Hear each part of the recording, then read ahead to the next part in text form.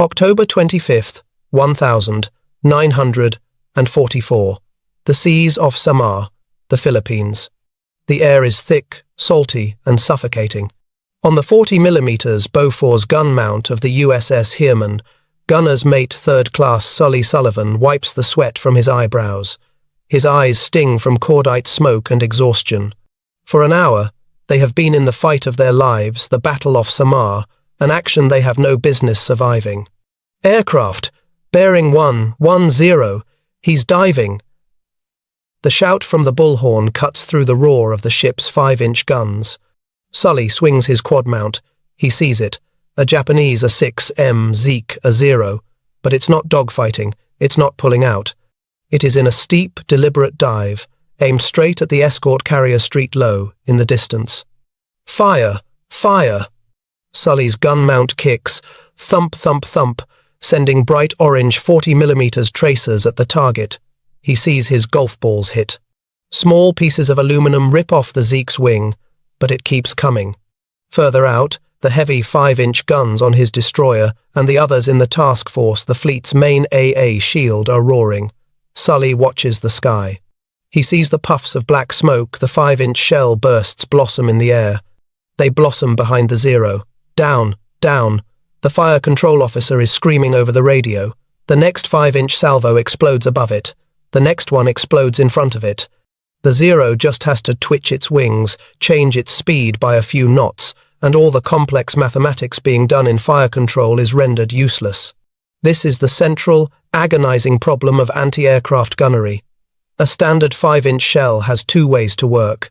1. An impact fuse, which requires it to physically strike a target moving at 300 miles per hour, a virtual impossibility. 2. A timed fuse. The gunnery officer has to calculate the plane's speed, its altitude, its bearing, and the shell's velocity. He estimates a time of flight and sets a tiny mechanical clock on the shell's nose. Set for 12 seconds. The shell is fired, flies for 12 seconds, and explodes. If the pilot changes his mind, the shell explodes in an empty patch of sky. You are trying to hit a speeding bird with a firecracker that you have to light and set a timer for before you even throw it. Sully watches, helpless, as the Zero jinks through the useless wall of 5-inch flak. It plows straight into the flight deck of the Street Low. A silent, blinding white flash, followed seconds later by a secondary explosion that rocks the ocean. Within 30 minutes, the Street Low is gone, taking over 100 men with her. This is the first organized kamikaze attack of the war, and it is terrifyingly effective. In the cockpit of that Zeke was Lieutenant Yukio Seki. He was no fanatic. He was a trained pilot who reportedly said, "Japan's future is bleak if she is forced to kill her best pilots." But he also believed there was no other way. He had tied the hachimaki, the headband, drunk the ceremonial sake, and flown into immortality. His sacrifice has just unleashed a new tactic, a tactic the U.S. Navy has no defense against. In the coming months, the divine wind will tear the fleet apart. The Intrepid is hit. The Franklin is turned into a floating inferno. The Bunker Hill is devastated.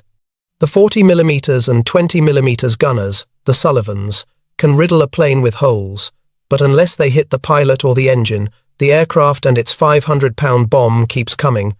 A dead man's inertia. The real shield, the 5-inch gun, has failed.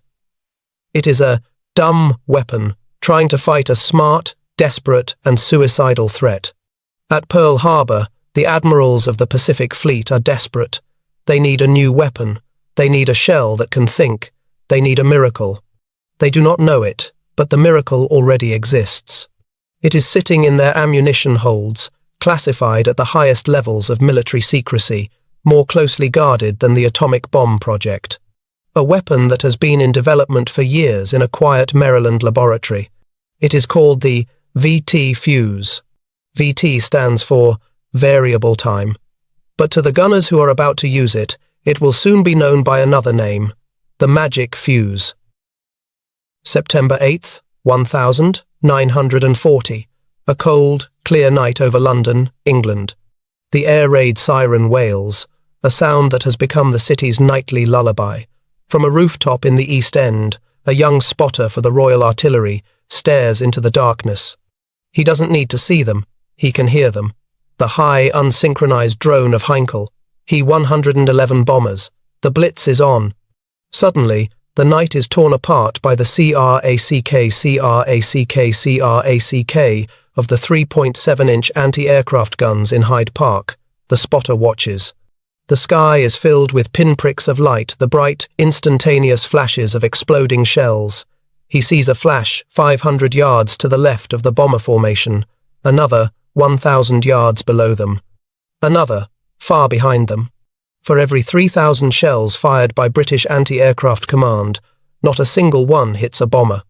The gunners are doing the same impossible math as their American counterparts will do 4 years later, calculating altitude, speed, and wind, then setting a mechanical timer on a shell, firing it, and praying the bomber doesn't change course. It is a futile, frustrating, and resource-draining failure. This failure is being watched, not just by the British, but by their new, still neutral allies in America. Across the Atlantic, at the Carnegie Institution in Washington, D.C., a brilliant, hard-charging physicist named Merle Tuve is given this exact problem. He is a man who despises inefficiency. He is now the head of a new, ultra-secret group of scientists, officially designated Section T. Tuve doesn't want to build a better timer. He wants to eliminate the timer entirely. He wants to eliminate the guesswork. He and the British scientists he's working with have the same incredible what if. What if the shell itself knew when it was near the target? What if you could put a tiny radio station inside the nose of a cannon shell? The idea is breathtaking. The shell would transmit a radio wave. When that wave bounced off a metal aircraft, the shell's receiver would hear the echo. When the echo got loud enough, meaning when the shell was just a few dozen feet from the wing or fuselage, it would complete a circuit and explode. It is the perfect solution, and it is completely, utterly impossible. The military brass, when they first hear the concept, dismiss it.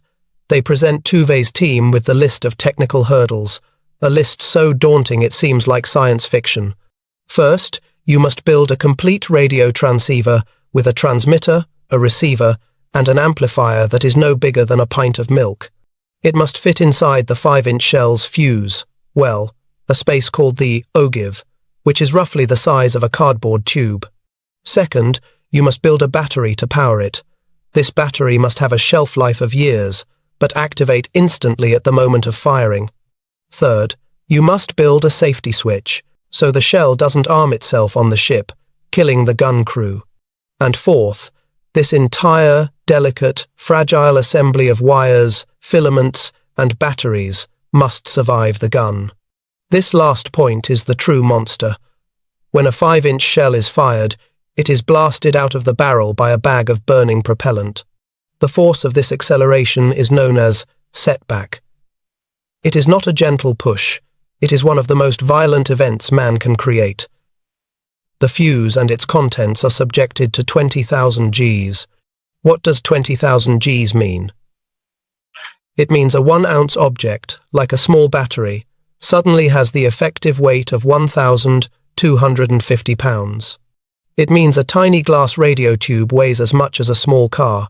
It means every solder joint, every wire, every component wants to pancake itself into a flat, useless smear of metal at the base of the fuse. An engineer at the time famously said their job was to build a pocket watch, put it in a cannon, fire it 3 miles, and have it still ticking when it lands. Except Tuve's team had to build something infinitely more delicate than a pocket watch. They started work in a cramped laboratory at Johns Hopkins University's Applied Physics Laboratory, APL, a civilian organization that became the heart of the project. The first tests were failures. They would build a prototype, pot it in wax for strength, take it to a test range, and fire it into a bale of cotton. When they recovered it, it was junk. The tubes were dust. The batteries were crumpled messes.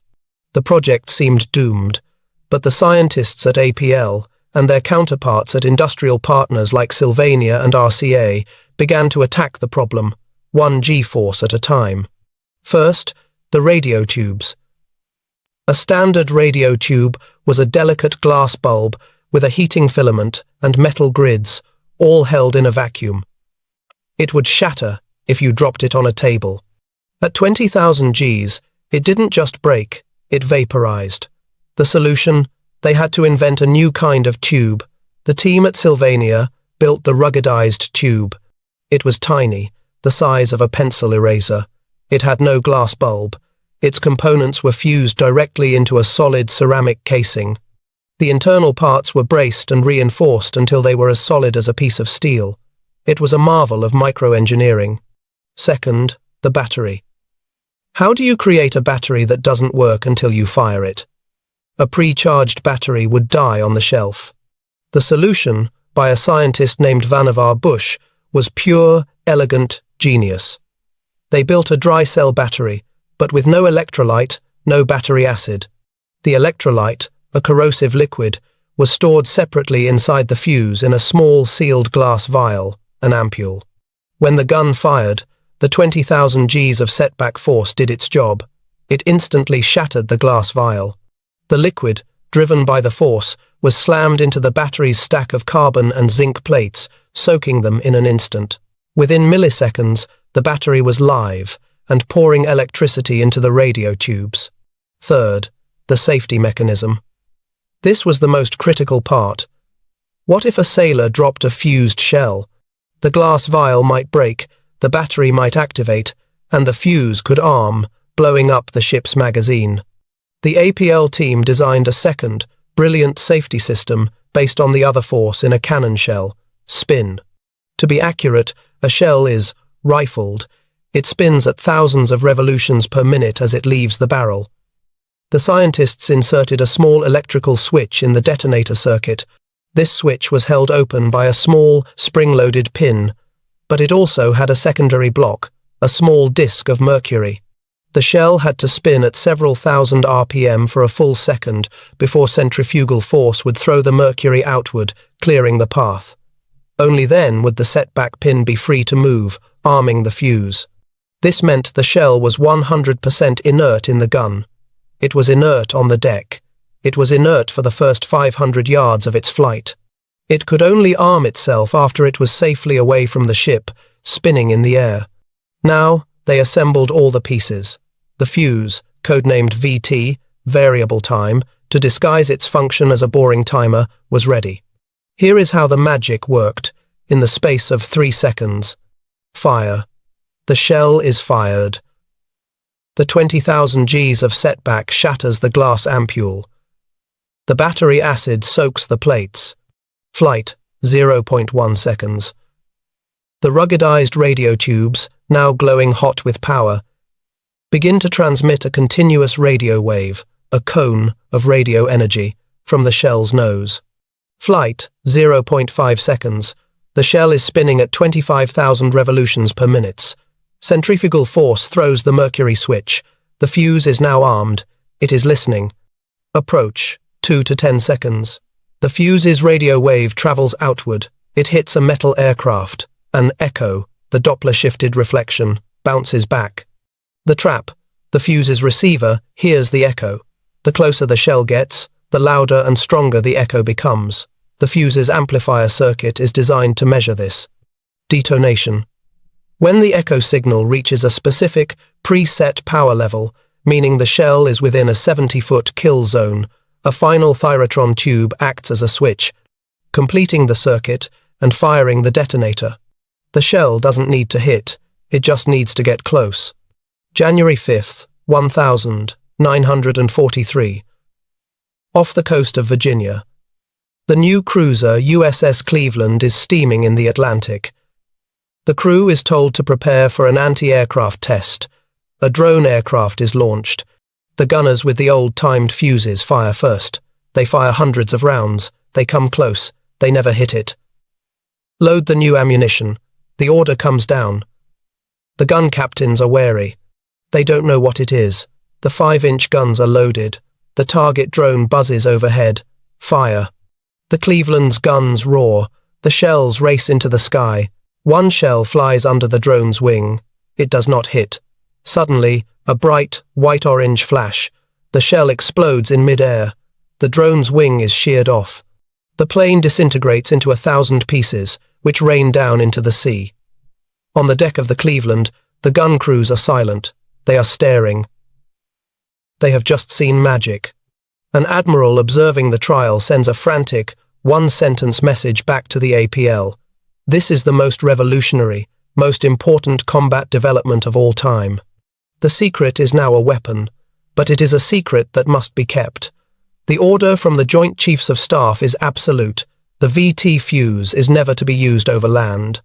If a dud is recovered by the Germans or the Japanese, if they copy it, the air war over Europe, with thousands of Allied bombers, would be lost. It is for naval use only. For 2 years, the fuses sit in locked magazines, a secret army waiting for its moment. That moment arrives in late 1944, the Kamikaze. This is not a bomber trying to escape. This is a guided missile. The old tactics are failing. The fleet is bleeding. A desperate message is sent from Admiral Nimitz in the Pacific to Washington. The reply comes back, simple and cold. The war in Europe is stable. The secret is secondary to survival. Unleash the fuses. January 4th, 1945. Lingayen Gulf, the Philippines.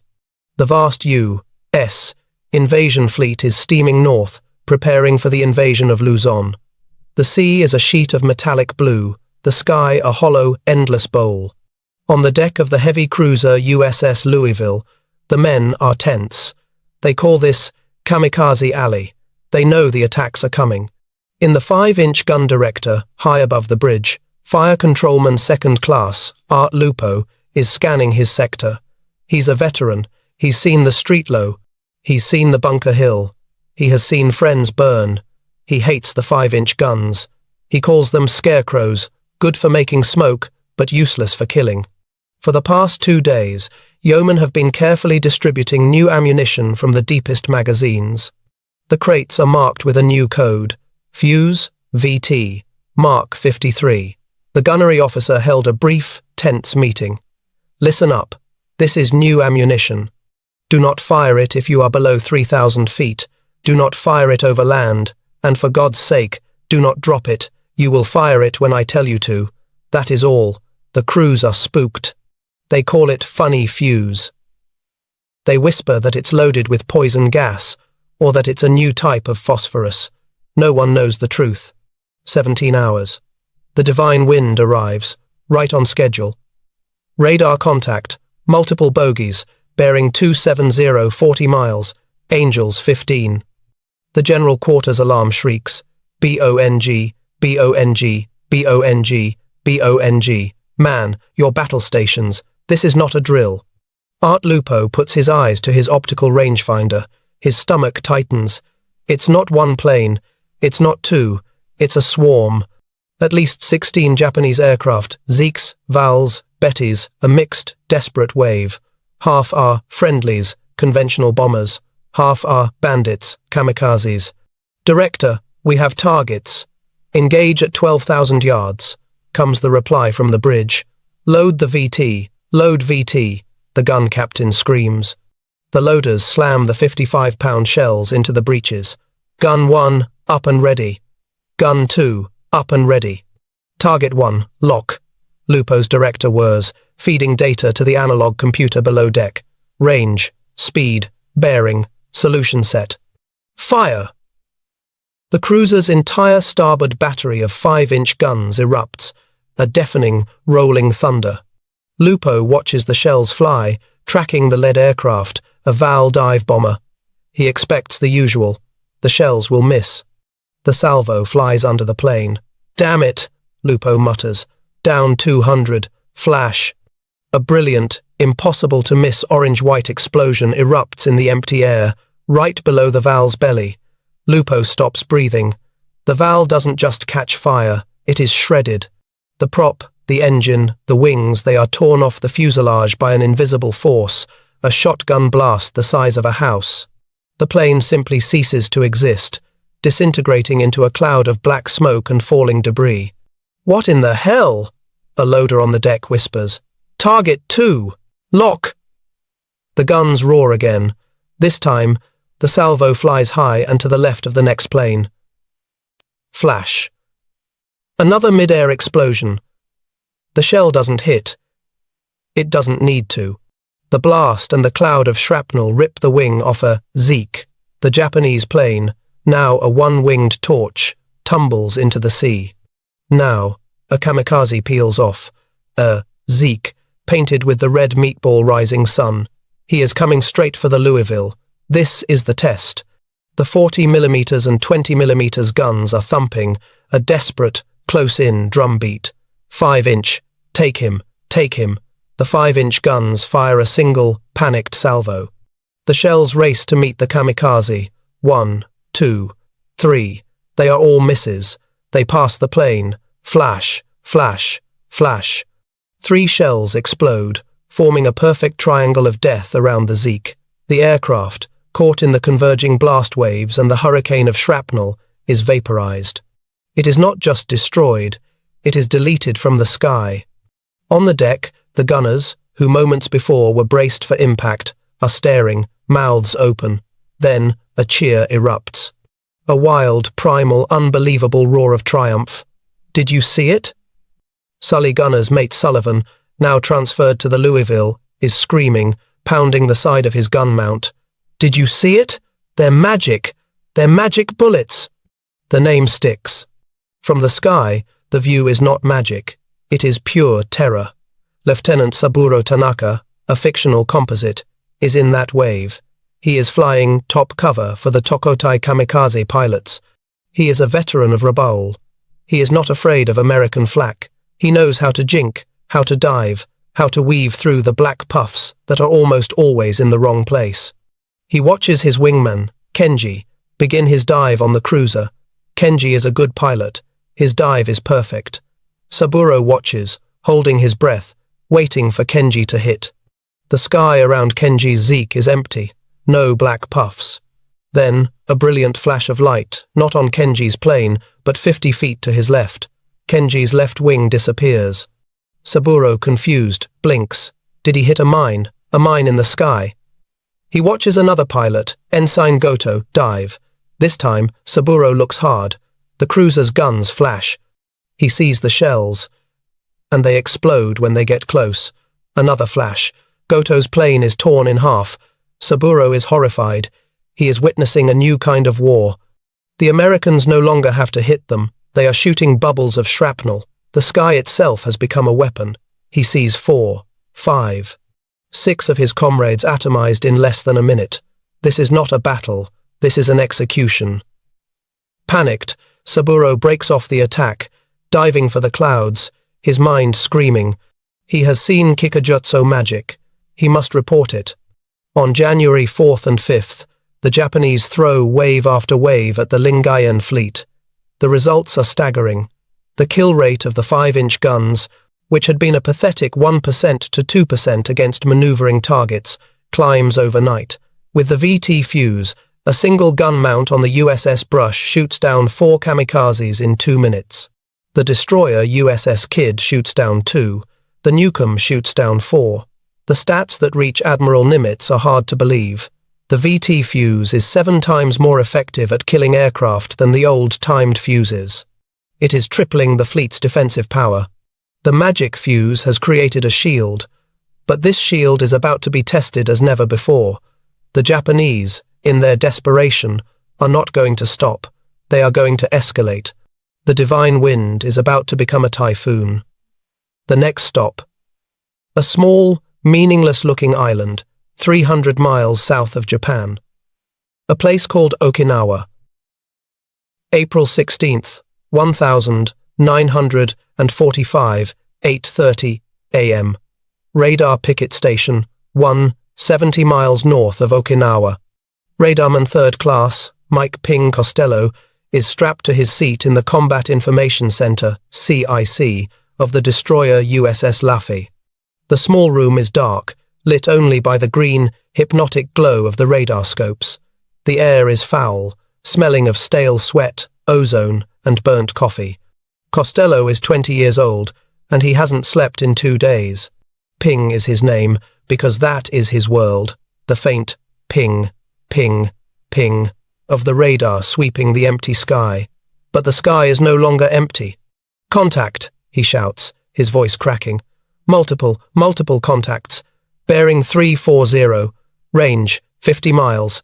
There. My God, I can't count them. The scope is saturated. On the bridge, the Laffey's captain, Commander Frederick Beckton, hears the report. He knows exactly what this is. For 2 weeks, the divine wind has battered the ships at Okinawa. But this is different. This is Kikusui floating chrysanthemum, a massive, coordinated, all-or-nothing attack designed to annihilate the picket line. The USS Laffey is alone. She is the bait. Her job is to find the wave, and then to die, soaking up the attack so the main transport fleet at the beachhead can survive. General quarters! General quarters! The alarm blares. All mounts! Load VT! Load VT! Stand by for mass attack! The Japanese are coming, not just with kamikazes. They are coming with fighters, dive bombers, and torpedo planes, a hornet's nest of over 50 aircraft, all converging on this single 2,000-ton tin can. 8:32 a.m. The first wave hits. Bandits at 10 miles, Costello screams. Engage, Beckton orders. The Laffey's 12 5-inch, 38 caliber guns, the main battery, come alive. The ship shudders. In the sky, the Japanese pilots see it. A Judy dive bomber, flown by Ensign Kenichi Watanabe, is at the head of the pack. He has been told to expect flak. He has not been told what to expect next. He begins his dive, his eyes fixed on the destroyer's silhouette. The sky in front of him flashes. Not a black puff. A brilliant, white-orange detonation. Watanabe's cockpit is suddenly filled with a deafening roar as 1,000 pieces of red-hot shrapnel, traveling at 3,000 feet per second, rip through his thin aluminum skin. The VT fuse from the Laffey has detonated 70 feet from his wing. The Judy is shredded. The engine block is torn from its mounts. Watanabe is killed instantly, his plane disintegrating before he even gets within 40 millimeters range. Splash 1, the CIC screams. Splash 2, splash 3. The sky around the Laffey becomes a sphere of impossible explosions. The 5-inch guns are firing a continuous, rolling barrage, creating a bubble of shrapnel that planes are flying into. The Japanese pilots are stunned. They are being killed by empty air. They jink, they weave, they dive, and the magic shells meet them. One kamikaze, his wing on fire, keeps coming. A VT shell explodes above him. The blast wave smashes his plane downward, into the sea. Another is vaporized in a direct hit. In 8 minutes, the Laffey's gunners, using the VT fuse, shoot down 9 Japanese aircraft. It is one of the most incredible displays of anti-aircraft gunnery in history. But there are 50 planes. The guns are overheating. The 5-inch mounts are spinning, trying to track a dozen targets at once. The computers are overwhelmed. The gunners are screaming for more ammunition, and the kamikazes, in their suicidal courage, find the gaps. 8:40 a.m. Plane, port beam. He's through. Val, dive bomber, its engine smoking, evades the 5-inch shield. It roars in at wave-top level, under the magic cone. The 40mm and 20mm guns open up, stitching the plane with tracers. It's not enough. The kamikaze slams into the aft 40mm gun mounts, a catastrophic explosion. The men on the gun, Sully's counterparts, are simply gone. Fire! Fire on the fantail! Before they can even react. Kamikaze! Starboard! He's in. Another. Val hits the aft 5-inch gun turret. The explosion is devastating, turning the turret into a burning wreck. The Laffey is now a floating inferno. She is on fire, her rudder is jammed, and the Japanese keep coming. A Zeke slams into the bridge, another hits the main mast. The ship is hit by 6 kamikazes and 4 conventional bombs in the space of 80 minutes. She should be at the bottom of the ocean. She should be street low, part 2. But she is not. She is still floating. She is still fighting. Why? Because for every 1 plane that got through, 2 were vaporized by the magic fuse.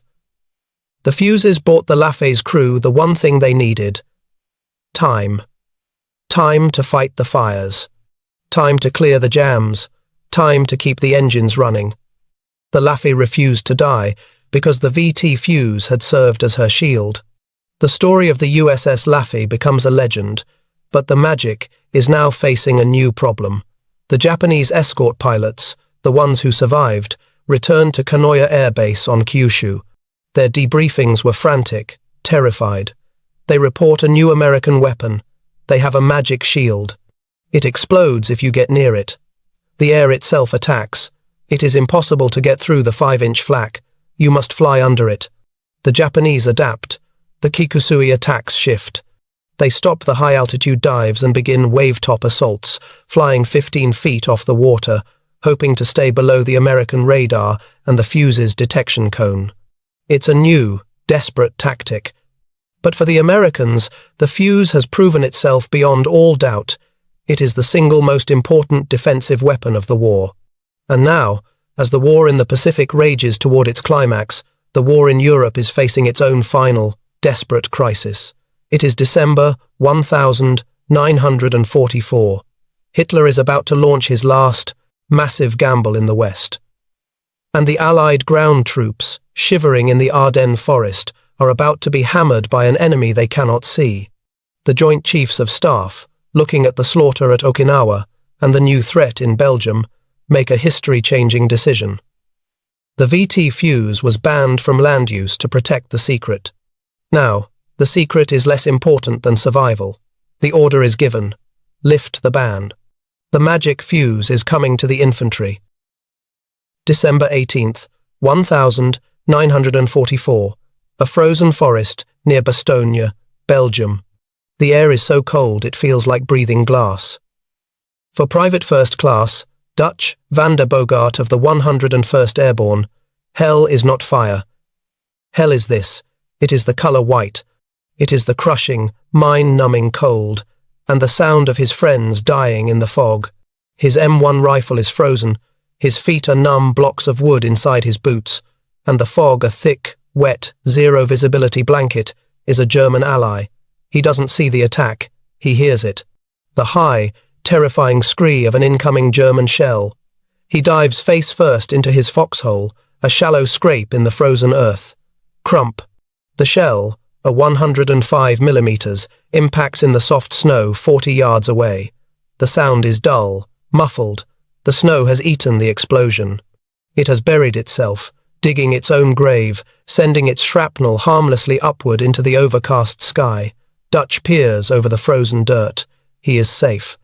This is the grim reality of artillery in winter. An impact fuse is useless in snow. The only thing that works is a direct hit, and in this fog, the German gunners are just firing at maps. But the Germans have another weapon, a low whoosh sound, a sound like tearing cloth. Incoming! Whoosh crack, whoosh crack. The trees above Dutch's position explode. Not the shells, the trees. The Germans are using their own airburst shells with crude, mechanical timers set to explode at treetop level.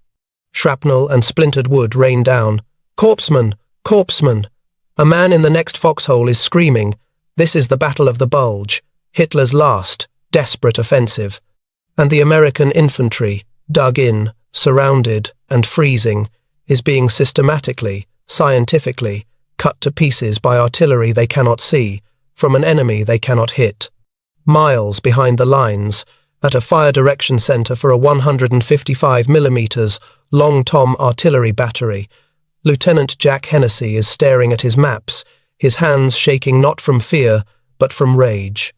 His spotters at the front are begging for help. We're being hammered. They're massing for another attack in the woods at grid 409. Can you please give us some fire? Hennessy has been firing for 3 days. His guns have fired hundreds of high explosive rounds at those woods. And his spotters keep calling, "No effect, no effect." They're still coming. His shells, like the German ones, are burying themselves in the snow. He is just making holes. He is not killing a single German soldier, and the infantry knows it. A jeep, its canvas top covered in snow, skids to a halt outside his tent. A major from Ordnance jumps out, his face grim. "Lieutenant Hennessy? You're firing on 409? "Yes, sir. And we're not doing a damned bit of good." "Well," the major says, throwing open the back of the jeep, "let's fix that." The jeep is filled with wooden crates. Inside, nestled in straw, are fuses. But they are not the standard, pointed mechanical timer fuses. They are bulbous, with a distinct plastic nose cone. "What the hell are these?" Hennessy asks.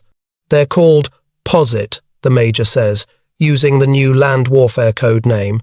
"It's a proximity fuse. Don't ask me how it works. They say it's radar. All I know is, you don't set a time, you just fire it." "What's the effect, sir?" The major looks at him. "They tell me it's effective." Meanwhile, in that patch of woods at grid 409, SS Grenadier Hans Schmidt, a veteran of the Eastern Front, is bored. He is cold, but he is safe. He and his platoon are huddled in deep, well-dug foxholes, waiting for the order to advance. He hears the familiar sound of the American artillery firing from miles away. The long, incoming whistle. He doesn't even flinch. He pulls his wool blanket tighter. The Americans are amateurs. Their shells will get lost in the snow. They will hit 100 yards away. It is just noise. He hears the whistle. It's getting closer. S. He waits for the crump. It never comes. Instead, 50 feet above his head, the sky rips open. Flash crack. It is not one shell. It is a dozen. A time on target. Salvo. All arriving at the same instant. Hans Schmidt looks up, confused. He sees a sheet of white-orange light. He feels a sound like a billion angry hornets. The VT fuses, the POSIT fuses, have done their job. They didn't look for a plane. They looked for the ground. As the 155mm shells screamed down in their final ballistic arc, the tiny radio transmitters in their noses read the echo from the frozen earth. And at the perfect, preset altitude of 60 feet, they all detonated. This is the airburst. A shell hitting the ground wastes 80% of its energy digging a hole. An airburst shell explodes downward. It is a giant, flying shotgun. A cloud of thousands of red-hot, razor-sharp shrapnel fragments, traveling at supersonic speed, scythes the forest. It doesn't care about foxholes. It doesn't care about trenches. It doesn't care about snow. It comes from above. Hans Schmidt's world ends. The shrapnel rips through the thick pine branches as if they were paper. It hits the men in the open. It hits the men in their safe holes. It turns the snow from white to red. The entire German platoon, which was safe 1 second before, is annihilated. It is not a battle. It is a mechanical massacre. The effect on the Battle of the Bulge is immediate, and it is decisive. The German High Command is thrown into chaos. Their soldiers, who had advanced with arrogance, are now terrified. Their reports to HQ are frantic, disbelieving. The Americans are using a new weapon. The air is exploding above our heads. It rains steel. We cannot move. We cannot dig. If we mass for an attack, we are butchered. The German offensive was built on the shock of its artillery and the concentration of its panzer and infantry units, all hidden by the fog. But the VT fuse does not need to see. The American 105mm and 155mm batteries, now firing POSIT rounds, become the angels of the battlefield. A German panzer column forms up on a road. A single call from a spotter. A single salvo. The shells explode over the tanks. The shrapnel doesn't hurt the panzer's thick armor, but it slaughters the unarmored supply trucks. It kills the infantry support. It shreds the crews who are outside their tanks. The attack stalls. A German mortar team is hiding in a gully. A salvo of VT. The shrapnel rains down into the gully, killing the crew.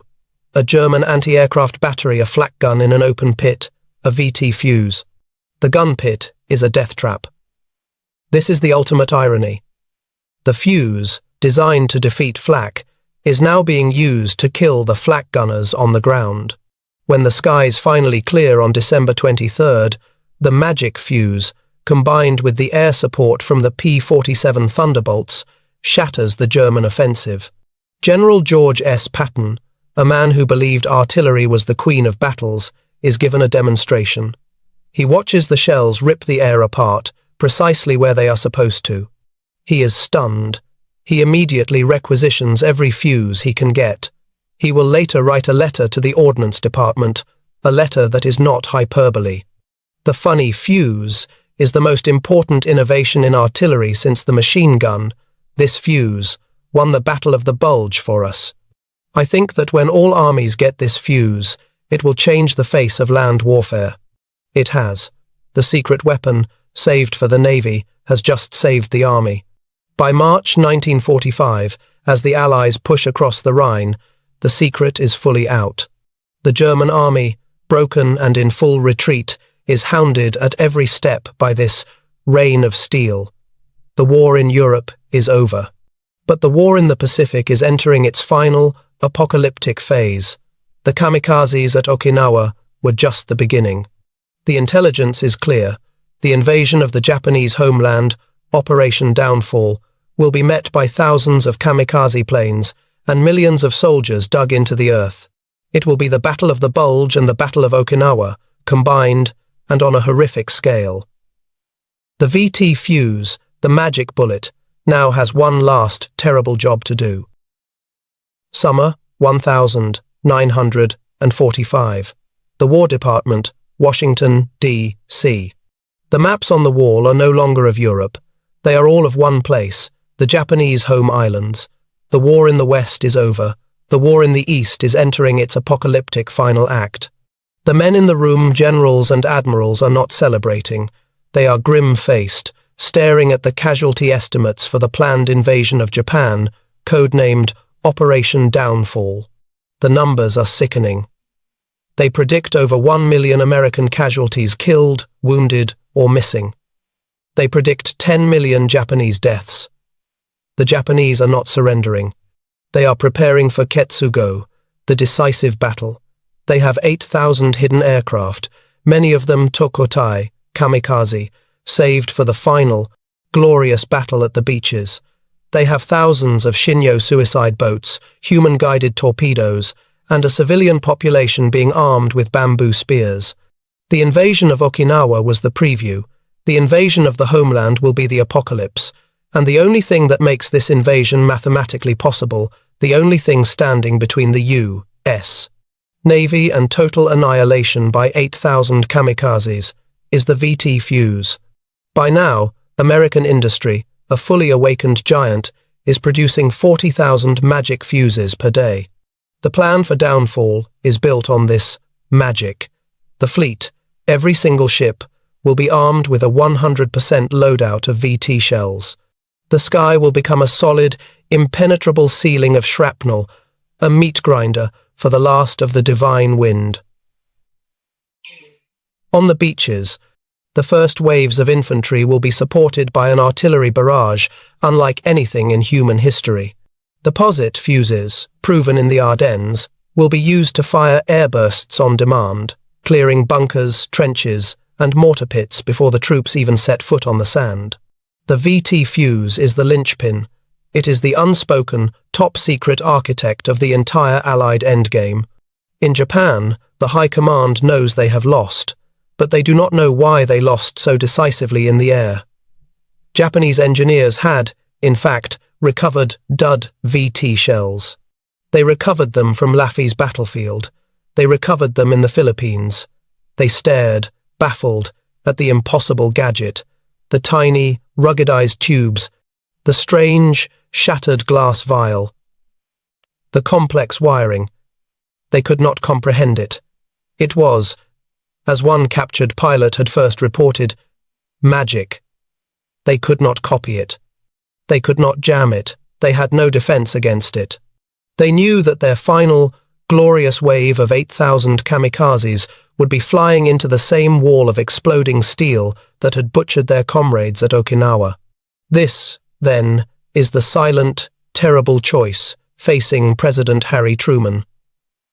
Option 1. Operation Downfall. 1 million American casualties. 1,000,000 lives saved by the VT fuse, but 1,000,000 lost in the fire. Option 2. A new, second, secret weapon. A gadget even more terrible, more absolute than the fuse. August 6th, 1945, 8:15 a.m. The Enola Gay drops a different kind of magic on Hiroshima. 3 days later, on Nagasaki. The world changes. Operation Downfall is scrubbed. The war is over. The atomic bomb, in its terrible, singular flash, gets the credit for ending the war. It is the weapon that forced the Emperor's surrender. But the VT fuse is the weapon that won the war. It won the Battle of the Atlantic, decimating the U-boats. Historical note. This is an exaggeration. It was primarily an AA weapon, though it helped defend convoy escorts. It won the skies over the Pacific, turning the Kamikaze from a war-winning terror into a desperate, suicidal failure.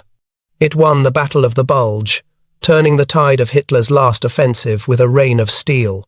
It saved London from the V1, buzz bombs. It is, without question, the third great secret of the war, alongside the atomic bomb and the breaking of the Enigma code. The Japanese pilots were stunned. They were stunned by a weapon they could not see, fired from guns that no longer needed to be accurate, exploding in a patch of empty air where they thought they were safe. They were, in the end, defeated not by a bigger gun or a faster ship, but by a magic fuse, a tiny, 2-pound, mass-produced radio station, a miniature radar set inside a can that could think.